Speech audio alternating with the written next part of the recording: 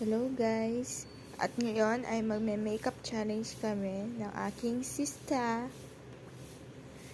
Ayan na, pinapakita na ang aking face without makeup pa.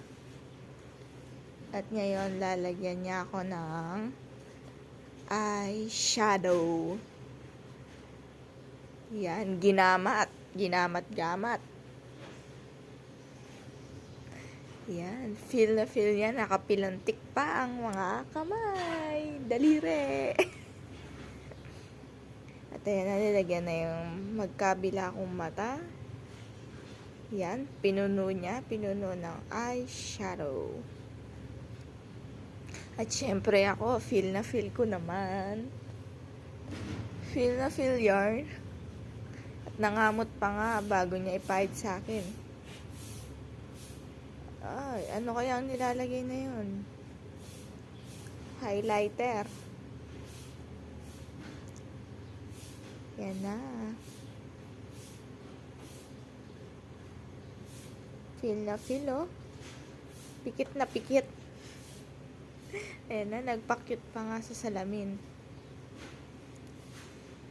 Oh, lalagyan niya daw ako ng eyebrow. Guguhitan niya daw ako. Tinanong ko muna kung kaya niya. At kaya niya naman. Naguhit na. Guhit. Kinakabahan ako dyan. Kala ko di siya marunong. At ayan, nilagyan na nga yung magkabila akong kilay. Sorry, may dumaan na motor. Ayan na, brush niya pa. Tinanong niya pa ako dyan kung masikip. At ayan, brush niya nga yan. At tignan ko daw. Yeah, marunong pala siya. Uy, nagpa-cute pa ako dyan, oh. Siyempre, di pa daw tapos yan. Meron pa daw ilalagay. Lalagyan niya daw ako ng lip balm. Galing Watson's, kabibili niya lang, gagamitin ko daw. Pinapili niya pala ako dyan kung Nivea o yung YOU. Siyempre, pinili ko yung bago.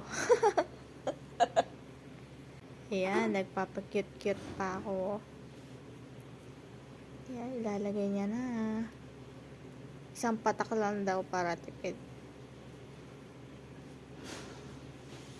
Oo. Ayan na, nagsasalita pa siya dyan. Hindi niya alam, mag-voice over ako. Ayan, the final look. Konti lang pala ginamit niya makeup dyan kasi yan pa lang daw yung makeup niya. Ayan, binidyohan niya pa nga ako. Uy, ayan, with lightning.